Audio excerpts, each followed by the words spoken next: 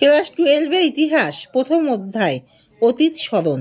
Class 12-এর ইতিহাস প্রথম অধ্যায় অতীত স্মরণ। তোমরা সবাই মন দিয়ে শোনো আর লেখো, আর তোমরা সবাই লাইক অ্যান্ড সাবস্ক্রাইবটা দিয়ে দাও। তোমরা সবাই লাইক অ্যান্ড সাবস্ক্রাইবটা দিয়ে দাও। একটি প্রাচীন জাদুঘরের উদাহরণ হলো এন্নি গাল্লি নান্না। জাতীয় প্রতিকৃতি প্রদর্শনশালা অবস্থিত লন্ডনে। অক্সফোর্ড হিস্ট্রি অফ ইন্ডিয়া গ্রন্থটি রচনা করেন ভিনসেন্ট স্মিথ। আলবেরুনির লেখা গ্রন্থটির নাম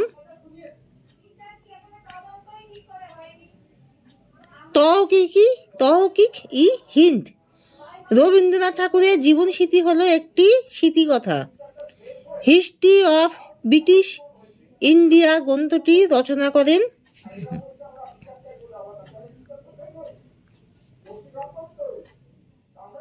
জেমস মিল। তহকিক ই হিন্দ প্রশ্ন লুভর মিউজিয়াম অবস্থিত ছিল প্যারিসে। কেমব্রিজ হিস্ট্রি অফ ইন্ডিয়া গ্রন্থের রচয়িতা ছিলেন ডট ওয়েল। দক্ষিণারঞ্জন বসুর ছেড়ে আসা গ্রাম হলো একটি পৌরাণিক কাহিনী না স্মৃতিকথা। সব ইতিহাস হলো সমকালীন ইতিহাস। এই উক্তিটি কার কোলোচের। হোয়াট ইজ হিস্ট্রি এর লেখক হলেন E.H. কার। ভারতীয় ইতিহাসের জাতীয়তাবাদী ব্যাখ্যাকার হলেন রমেশচন্দ্র মজুমদার। ইতিহাস মালা রচনা করেছিলেন উইলিয়াম কেরি। একজন মানবতাবাদী ব্রিটিশ ঐতিহাসিক হলেন জেমস মিল। ভারতে এশিয়াটিক সোসাইটি 1800 খ্রিস্টাব্দে হয়েছিল। কলকাতা ফোর্ট উইলিয়াম কলেজের প্রতিষ্ঠা হয়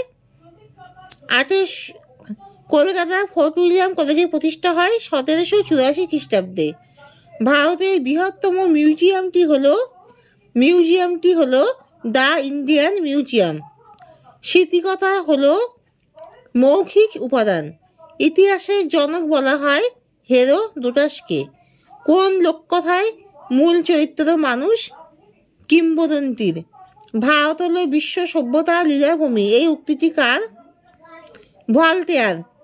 পুরাণ বিষয়ক তত্ত্বকে বলা হয় পুরাণ তত্ত্ব।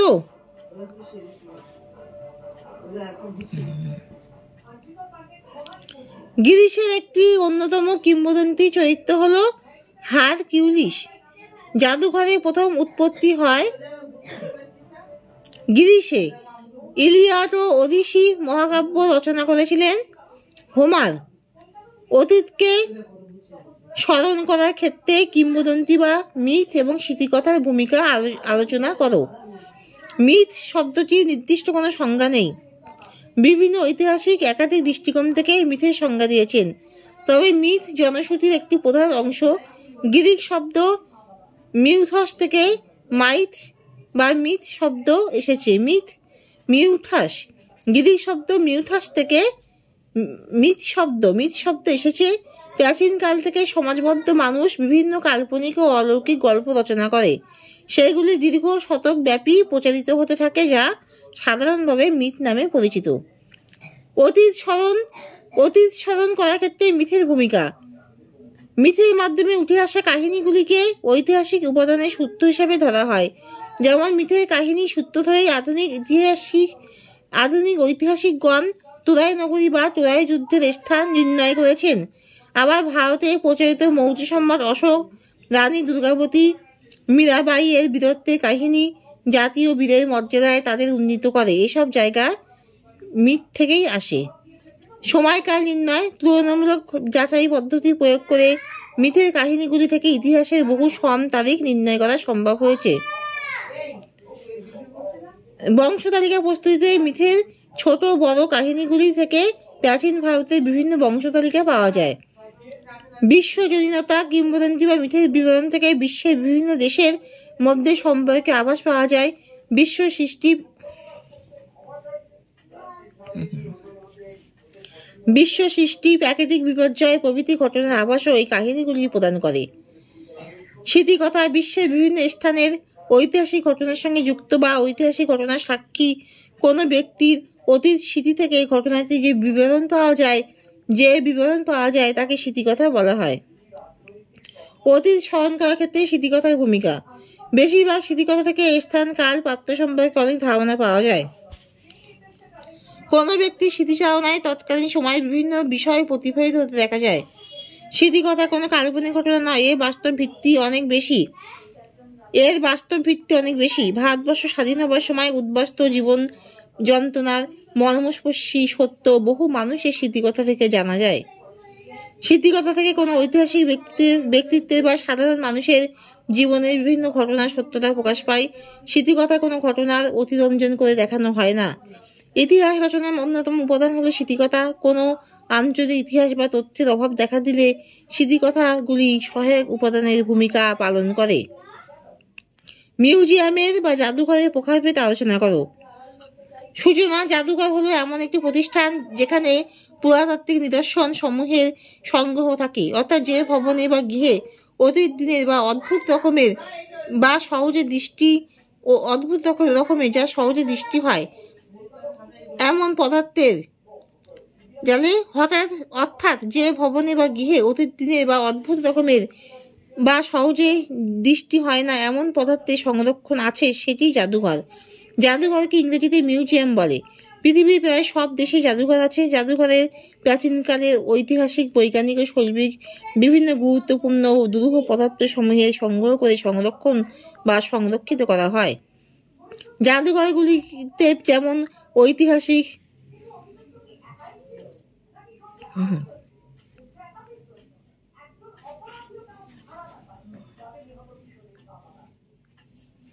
জাদুঘরের প্রকারভেদ। জাদুঘর ঘরগুলিতে যেমন ঐতিহাসিক, শৈল্পিক,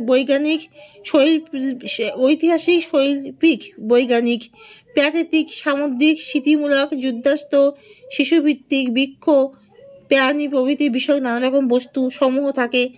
সেই কারণবশত এগুলির উপর ভিত্তি করে এক একটি জাদুঘর গঠিত হয়। প্রত্নতাত্ত্বিক জাদুঘর প্রাচীনকালে আদিম মানুষের ব্যবহারকারী নানা রকমের জিনিস, তাদের তৈরি অস্ত্রশস্ত্র, তাদের ঘরে বাড়ি ধ্বংসাবশেষ, তাদের অলংকার, এছাড়া অন্যান্য জিনিসপত্র প্রত্নতাত্ত্বিকরা খনন কার্যের মাধ্যমে পেয়ে থাকেন। সেগুলি খুবই যত্ন সহকারে জাদুঘরে সংরক্ষণ করে রাখে। একেই প্রত্নতাত্ত্বিক জাদুঘর বলে। আবার প্রত্নতাত্ত্বিক জাদুঘরকে দুভাগে ভাগ করা যায়। প্রত্নতাত্ত্বিক জাদুঘরের বস্তু সামগ্রী অর্থাৎ জনবসতি, ধ্বংসাবশেষ, ভাস্কর্য এবং নানা রকম চিত্র প্রভৃতি প্রাচীনকালে মানুষেরা যেসব জায়গায় বসবাস করতো, অর্থাৎ খোলা আকাশের নিচে বা খোলা জায়গায় লক্ষ্য করা যায়। ইতিহাস ভিত্তিক জাদুঘর প্রাচীন বা অতীতকালে বসবাসকারী মানুষের বিভিন্ন নিদর্শনগুলি প্রত্নতাত্ত্বিকরা খনন কার্যের মাধ্যমে সংরক্ষণ করে রাখে। যে জাদুঘরে তা ইতিহাস ভিত্তিক জাদুঘর বলে। এই ইতিহাস ভিত্তিক জাদুঘরের উদাহরণ national museum of African American history and culture. ইতিহাস কেন্দ্রিক জাদুঘর। ঐতিহাসিক জাদুঘর হলো ইতিহাসকে ভিত্তি করে, অর্থাৎ এটি ইতিহাসের একটি ভাগ। প্রাচীনকালে বিভিন্ন সময় প্রত্নতাত্ত্বিক পদার্থসমূহ, বিভিন্ন নথিপত্র, বিভিন্ন নিদর্শন, সেই সময়কার রাজা মহারাজার ব্যবহৃত বিভিন্ন ধরনের প্রত্ন সামগ্রী, তাদের ব্যবহৃত অস্ত্রশস্ত্র, পোশাক পরিচ্ছদ, তাদের শাসনকার্য পরিচালনার জন্য নানা নথিপত্র ইত্যাদি যে প্রতিষ্ঠানে সংগ্রহ করে সংরক্ষিত থাকে, সেটি হলো ঐতিহাসিক জাদুঘর। ঐতিহাসিক জাদুঘরের উদাহরণ হলো পশ্চিমবঙ্গের মুর্শিদাবাদ জেলার হাজারদুয়ারি। শৈল্পিক জাদুঘর। জাদুঘরের মানেই অতীত বা বর্তমানে নানা দুরূহ পদার্থের প্রদর্শন। শৈল্পিক অর্থাৎ শিল্পভিত্তিক মানুষের তৈরি নানা কারুকার্যময় চিত্র, ভাস্কর্য, মূর্তি এবং মাটির তৈরি নানা সৌন্দর্য জিনিস। এছাড়া প্রাচীনকালে রাজা মহারাজারা তাদের ব্যবহৃত মুদ্রায় নানা রকমের ছবি এঁকে রাখতেন। এর ফলে এই মুদ্রা থেকে রাজাদের নানা কাহিনীর পরিচয় পাওয়া যায়। অর্থাৎ প্রাচীন মুদ্রা ইত্যাদি যে ভবনের মাধ্যমে সংগৃহীত হয়ে সংরক্ষিত করা হয়, সেই ভবনকেই শৈল্পিক জাদুঘর বলে। এই জাদুঘরের উদাহরণ হলো 1663 সালে অক্সফোর্ড বিশ্ববিদ্যালয় অ্যাশমোলিয়ান জাদুঘর নামে এই শৈল্পিক জাদুঘরটি প্রতিষ্ঠিত করেন। যুদ্ধাস্ত্র বিষয় জাদুঘর। প্রাচীন থেকে বর্তমান সকল রকম যুদ্ধাস্ত্র এবং যুদ্ধের নানা রকম পোশাক পরিচ্ছদ প্রভৃতি নিদর্শন যুদ্ধাস্ত্র বিষয়ক জাদুঘরে সংরক্ষিত থাকে। এই জাদুঘরের উদাহরণ হল Canadian war museum, international spy museum ইত্যাদি। পরিশেষে বলা যায় বিভিন্ন ধরনের বিষয়কে কেন্দ্র করে বিভিন্ন ধরনের জাদুঘর গড়ে উঠেছে, যেমন কলকাতার চিড়িয়াখানায় যেখানে বিভিন্ন প্রজাতির প্রাণীর সংরক্ষণ আছে। এছাড়া স্মৃতিসৌধ বিভিন্ন ধরনের বিশালাকায় মূর্তি নিদর্শন নিয়েও প্রদর্শনের জন্য মিউজিয়াম গড়ে উঠেছে। আবার ঐতিহাসিক ঘটনাকে কেন্দ্র করে নিউ ইয়র্কের ন্যাশনাল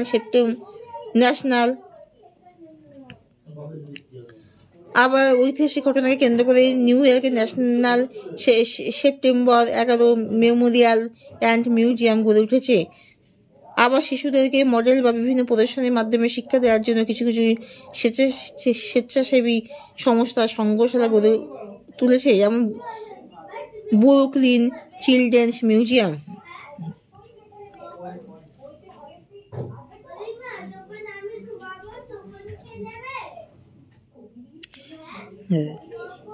জাদুঘর কাকে বলে?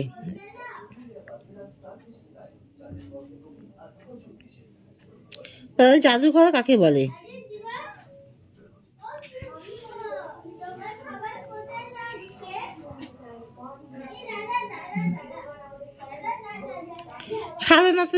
সাধারণ অর্থে জাদুঘর হলো বিভিন্ন ঐতিহাসিক উপাদানের সংগ্রহশালা, যেখানে ঐতিহাসিক, সাংস্কৃতিক, বৈজ্ঞানিক, শিল্প বিষয়ক প্রভৃতি বিভিন্ন ধরনের গুরুত্বপূর্ণ নিদর্শন সংরক্ষণ করে তা জনসাধারণের উদ্দেশ্যে স্থায়ী বা অস্থায়ীভাবে প্রদর্শনের ব্যবস্থা করা হয়। জাদুঘরের ভূমিকা বিশেষ বিশেষ উদ্দেশ্য নিয়ে বিভিন্ন রকমের মিউজিয়াম প্রতিষ্ঠিত হয়েছে। মিউজিয়ামগুলি অন্যান্য সামাজিক প্রতিষ্ঠানের মতো বহু বিষয়ে উদ্দেশ্য সাধন করে। বাস্তব পরিস্থিতির সঙ্গে মিউজিয়ামগুলি পরিবর্তিত হয়ে ভূমিকা পালন করছে। মিউজিয়ামের কাজ দুষ্প্রাপ্য পুরাতত্ত্ব থেকে মানব সভ্যতার বিবর্তনের সঙ্গে সঙ্গে যে বস্তু সামগ্রী এখন পরিবেশে দেখা যায় না সেগুলি এবং অদ্যাবধি পারিপার্শ্বিক পরিবেশে দেখা যায় এমন বস্তু সামগ্রী গুরুত্ব সহকারে সংগ্রহ ও সংরক্ষণ। এই সংগ্রহ ও সংরক্ষণ করে ইতিহাসে সংগ্রহশালা হিসাবে মিউজিয়াম ভূমিকা পালন করে। মিথ ও লিজেন্ড বলতে কি বোঝো? মিথ সৃষ্টির আদিলয়ের নানা কাহিনীর বিবরণ যে ঐতিহাসিক উপাদানগুলিতে পাওয়া যায় তাকে পৌরাণিক কাহিনী বা মিথ বলে। মিথ সাহিত্যের প্রাথমিক রূপ বা মৌখিক উপাদান। লিজেন্ড কোনো অঞ্চলে কোনো ঘটনা বা চরিত্রকে কেন্দ্র করে যে কাহিনী যা সেখানকার মানুষ বংশ পরম্পরায় মনে রাখে, বিশ্বাস করে ও প্রচার করে তাকে কিংবদন্তি বলে। ইংরেজিতে একেই বলা হয় লিজেন্ড।